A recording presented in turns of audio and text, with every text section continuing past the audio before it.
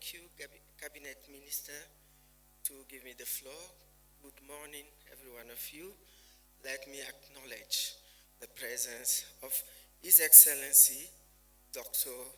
William Samoei Ruto, the President of the Republic of Kenya and coordinator of the Committee of Head of State and Government on Climate Change of African Union, His Excellency Azali Assoumani, the President of the Union of Comoros and current African Union Chairperson, His Excellency Musa Faki Mohammed, the Chairperson of the African Union Commission, the Excellencies Head of States and Government from Africa and abroad, His Excellency Antonio Guterres, UN Secretary General, if he's present, His Excellency Ursula von der Leyen, President of the European Commission, honorable ministers present, executive head of international organizations, representative of the civil organization, invited guests, ladies and gentlemen, all protocol duly observed. On behalf of the African Union Commission, I am pleased to welcome you all to the African Climate Summit and to thank all delegates from Africa and the world at large for setting time aside of your busy schedule to participate at this inaugural African Climate Summit. You're welcome. Karibu. Sejam bem-vindo. Vous êtes le bienvenu. Merci. Your participation is a clear demonstration of our unwavering commitment to collectively shape the future of climate change, climate action in Africa and across the world. We are not isolated. We are following the global agenda. Although we are not the polluters, our responsibility is just 4%, but we cannot isolate because the climate issue, it's really affecting all of us globally, the planet, and we need a sound planet for the next generation. That's why in the continent we are fully committed in this agenda, and I really commend President Ruto for his commitment on this climate agenda. Congratulations, Excellency President. Let me also like to acknowledge the presence of former Prime Minister of Ethiopia, His Excellency Prime Minister of Ethiopia. You're welcome to this meeting. Excellencies, distinguished ladies and gentlemen, please allow me to express our sincere gratitude to the government and people of Kenya for the warm reception and hospitality accorded to all the delegation since their arrival in this beautiful city of Nairobi. I would also like to commend the organizers from the different ministries and partners organizations under the leadership and strategic guidance of His Excellencies Dr. William Ruto, President of the Republic of Kenya, that worked around the clock on the technical and logistical arrangement required for a successful summit. Excellencies, distinguished ladies and gentlemen, I would like to submit to you that climate change is a pandemic in Africa and is responsible for more lives and economic distress. Climate change is resulting in an increased frequency and intensity of extreme weather events that causes disasters with compounding effects because they do not allow us to recover before another disaster strikes again. What are we witnessing is the situation whereby governments are abandoning development and concentrating their resources in responding to climate-related disaster without building resilience. We know that many African governments, they are using at least 2% of their budget to invest on the disasters, on adaptation programs in the continent. In our continent. Research tells us that some of the African member states are spending up to 50% of their GDP per year in response to climate-induced disasters. The economic losses resulting from climate change stand at more than 5% of the annual GDP for the continent.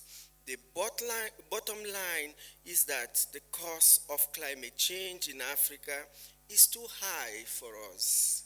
We know for sure that crying for the promised resources by the developed countries' parties has not yielded tangible results, and even the 100 billion US dollar that you promised during the during the Paris Agreement, COP21, up to now, we haven't seen anything.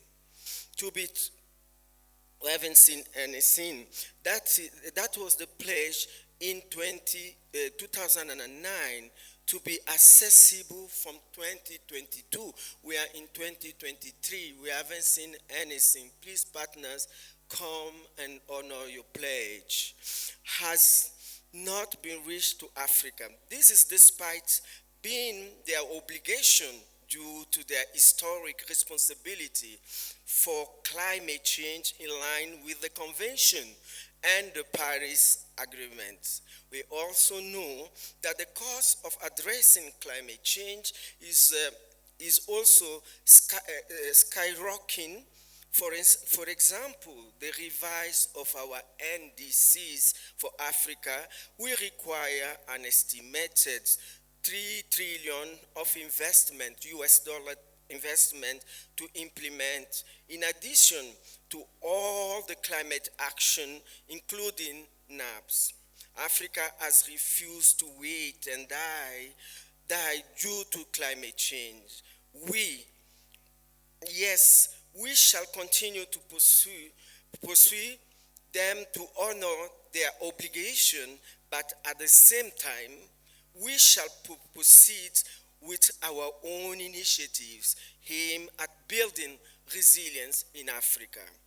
I must confess that at the African Union Commission, we are enjoying support for some of our development partners, and so are some of the member states. However, Africa needs to move from a donor-recipient relationship to that built around investment, as that it is the pathway to reaping development aspiration of our continent, the Africa we all want. Excellencies, distinguished ladies and gentlemen, the primary goal of this summit is to propel our collective efforts on climate change and sustainable development forward. The fundamental driver of success for African green transition will be the availability of resources for investment, and these must be accompanied by the strengthening of the ability of the African countries to mobilize their own resources, their own domestic resources. And I believe in Africa we can do it. We have the resources. Let us start allocating the resources on the environmental agenda when we are doing our national budget.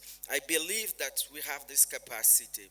So the fundamental driver of this success, as I say, for African green transition will be the availability of resources for investment, and those must be accompanied by strengthening of the ability of the African country to mobilize our own resources, build on the foundation of solid and inclusive economic growth.